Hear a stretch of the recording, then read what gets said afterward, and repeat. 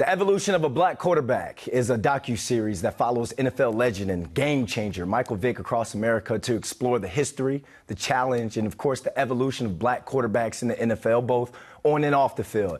And I'm honored to be joined in studio by the series director, FredAnthony Smith, all the way from LA. How you liking the Big Apple so far? Too much traffic for you? It's a lot of traffic, but there's a lot of traffic in LA too, so it's like I'm at home. All right, trailer. Mm-hmm. I mean, it's powerful, very powerful when you watch the trailer. I'm sure you've been asked this and answered this question a lot. Can you kind of tell our audience, what was your why and your how? Like, why do you feel like these stories needed to be told, and how'd you make it happen? That's a great question. It's the question that you're right, we get a lot, both as we're promoting this film, but also as we were pitching the film. People would ask, why is this important to tell now? There's so many black quarterbacks. Yes. Why do we need to tell the story? And the reason that we felt the time was right to tell the story and to celebrate the accomplishments of the quarterbacks is because for now, when you look at the league, there's more black quarterbacks than there have ever been. 2 years ago, we had 2 black quarterbacks starting in the Super Bowl. So really, it's a moment to celebrate. It's a moment to celebrate the progress that we've made, both in sports, but also in the country. But also, that's the perfect time to look back at those who paved the way, at the pioneers who sacrificed, who suffered, so these quarterbacks could now have the opportunity to play this game that they love at a high level, and really not to be discriminated against because of the color of their skin. So it's a celebration, but it's also a point to look back. So that's the reason. So who are we celebrating? Who are some of the quarterbacks that are in this series? That you can tell us. We're celebrating everybody. Everybody. So Patrick Mahomes, Cam Newton, Russell Wilson, going back, Warren Moon, Doug Williams, Shaq Harris, so Donovan McNabb. So a lot of the legends that played this game, Dak Prescott, current player, Jalen Hurts.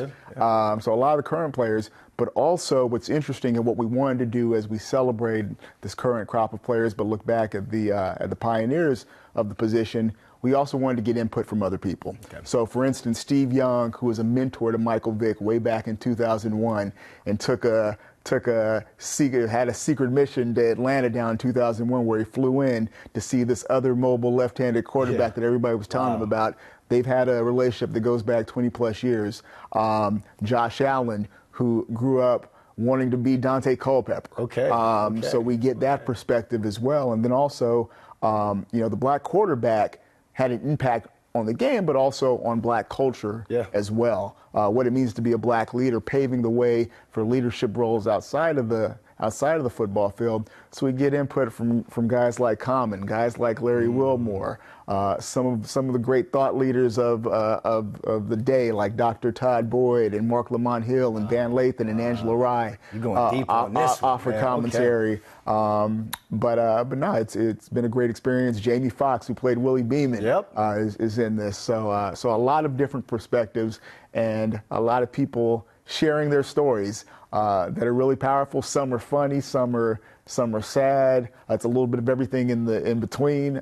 So it's a really exciting journey. A lot of people don't know Jamie Foxx was a quarterback in high school. He was Eric Bischoff or Bishop. He talks about that. Does he? Well. He says he threw a couple interceptions, but it's okay. Okay, couldn't play here in New York throwing interceptions like that. To go back to the Steve Youngs and the Josh Allens, this tells me that this docuseries is not just for black culture, the black community. Why is it so important to have white quarterbacks or great white quarterbacks like a Josh Allen and Steve Young tell the story about how they were affected by the impact of black quarterbacks? Well, see, I mean, and you hit the nail on the head, because the way that we approached this, we wanted to not only celebrate these black quarterbacks, but celebrate football. Oftentimes when you hear discussions of race, or you see projects that are centered around race, people automatically put their hands up and they think it's going to be something that's divisive, but this is not that. It's a celebration not only of the evolution of black quarterbacks, but really what is the evolution of the game of football. So it was important to have input from everybody, to hear perspectives from everybody, and to ultimately celebrate where we are. My mother often told me when I was a kid to celebrate the victories, celebrate your victories. And, when we hear about such divisiveness in the country and polarization and things of this nature, we have made progress. Absolutely. Together as a people. Everybody has made progress. And this is one of those instances where you can point to progress that's been made and say, we did this. Absolutely. All of us did this. And we're better off for it, and the game is better off for it. I tell people all the time that an NFL locker room, or just a football locker room in general, is a microcosm of society, of life. You have all these different people from different walks of life that believe in different things, that got here or got there through different journeys. Yeah. And you always hear guys, professional athletes say, professional football sayers, you're one of 11. Yeah. You're one of 11. You're one of 11 guys that need to come together as a collective unit. I don't care what your skin color is. I don't care what your politics are.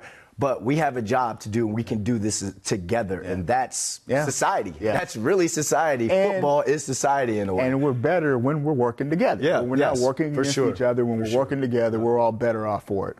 So you mentioned a lot of the legends, both former and current, that are in this docuseries. What's a story or some stories maybe that you could give us that kind of shocked you the most?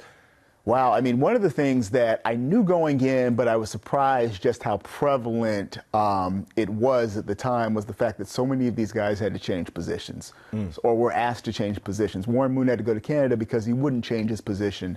Marlon Briscoe, who we just saw pop up on screen, had a shot to play quarterback one year, was the Broncos Rookie of the Year, got moved to receiver the next year, didn't even know it until training camp that he had been moved. Tony Dungy, who played quarterback in college, had to change positions. So the fact that so many of the quarterbacks of the 60s and 70s and even early 80s either had to go to Canada or change positions was really surprising. And then, when you think about just some of the things that some of those early guys had to deal with, hate mail, death threats. Shaq Harris tells a story about going back to his room in Los Angeles when he was with the Rams. His roommate was Ron Jaworski, and the FBI was there.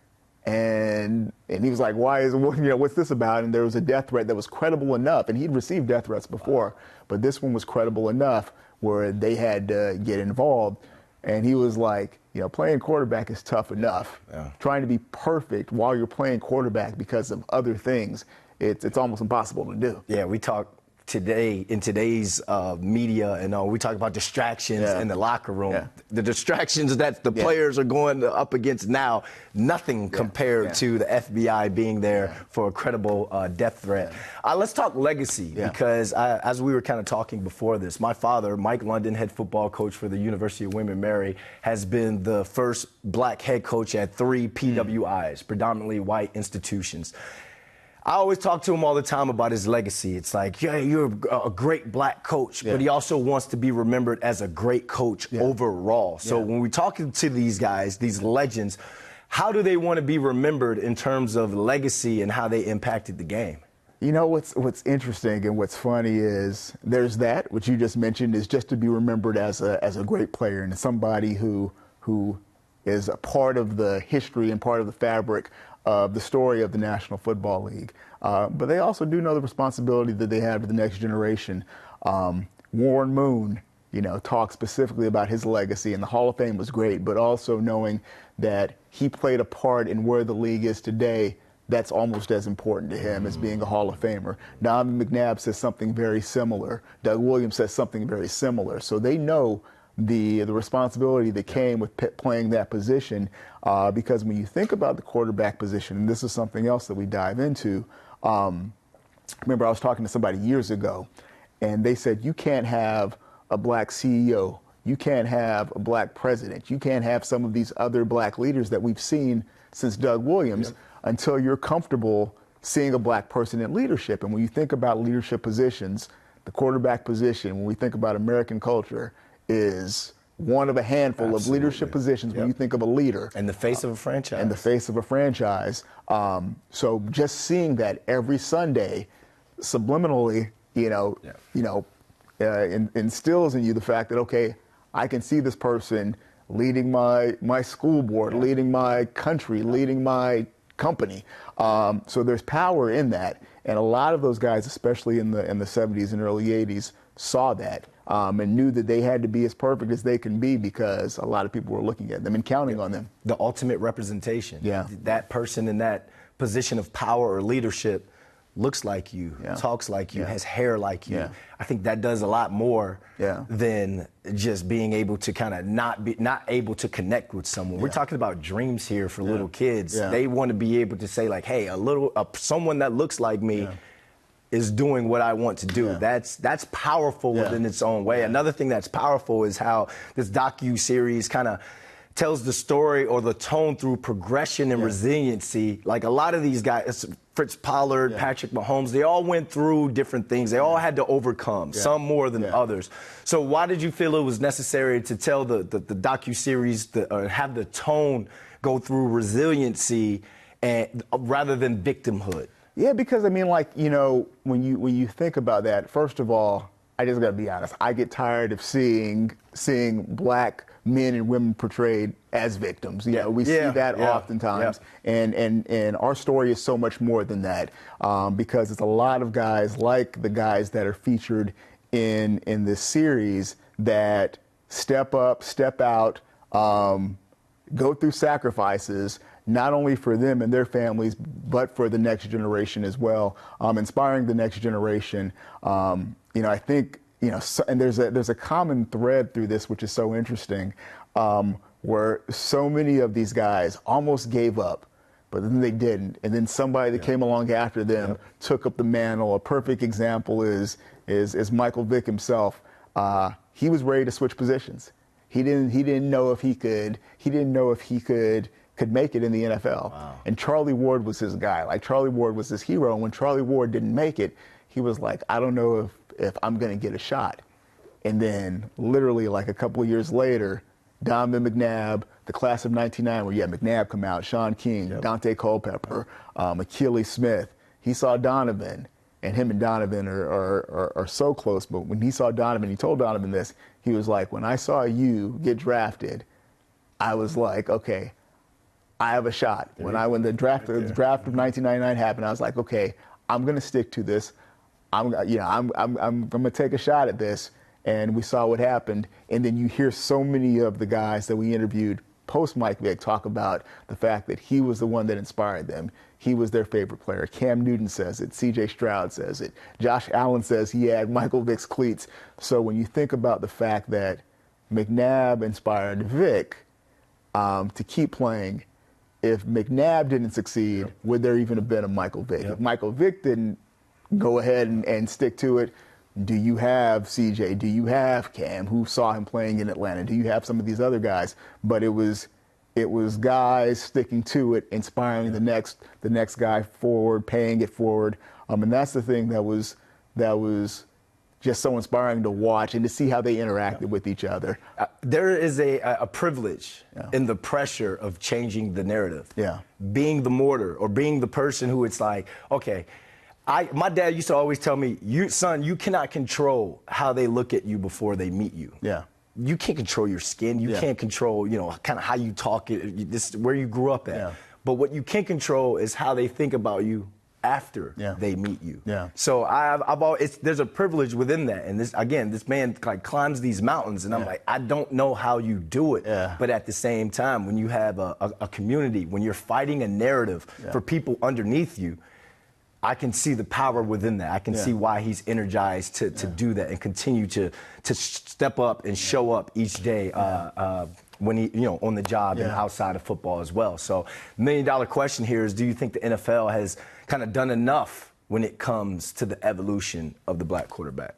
Well, you know where we are right now. I think that that's a great question, and the thing that inspires me, and the thing that makes me happy for the next generation, kids that are my daughter's age, is the fact that 15 black quarterbacks started to open up the season this year. So that's roughly half the league. Yeah. That's roughly half the league. Once you get that next guy that's starting, that's half the league. That's half the league. Yeah. And I think we're going forward. I don't know if we're ever going back. in terms of when you look at the college game, when you look at the fact that there's so many black backups, which is something that Warren Moon and Doug Williams both pointed out, is the fact that we have black backups now. In the past, you never had that, which means there's going to be more black offensive coordinators because a lot of backups end up being coordinators or quarterback coaches and things of this nature. And I think we've gotten to a point now where it feels like that's behind us, which is great. Obviously, there's still going to be hiccups from here and there, but moving forward, I think you're going to have a lot of black quarterbacks. Some of them are going to be good. Some of them are going to be great. Yep. Some of them aren't going to be very good at all. But they're going to get the chance. And I think at the end of the day, that's all you want. All you want is a chance. They are getting the chance because the pioneers, the legends that you mentioned, took it and ran with it. Yep. You mentioned Josh Allen. You mentioned, I think in Nebraska, my best friend coaches at Nebraska, the true freshman, Dylan Raiola. Yeah. They all can move. Yeah. They're athletic now. There's the days of the statue quarterback is done. That's like a Tasmanian devil. That's an extinct animal. Yeah. So these guys have changed the game in terms of no one wants a quarterback that can just sit back there and can't move. Yeah. Your quarterback now has to be mobile enough. Yes. Aaron Rodgers, Daniel Jones, who they call Vanilla Vic from time to time. Yeah. So they took it, they ran with it, and they changed it forever. And I feel like this docu-series is going to change the game forever as well. I hope so. Yeah. What do you mean you hope so? Yeah, you put all that work into it. It better. It better, man. I hope so. Make sure you guys go check out The Evolution of the Black Quarterback, hosted by Michael Vick. The 3-part sports series premieres on Prime Video September 24th. FredAnthony Smith, thanks for coming in studio and joining us. Thank you so much.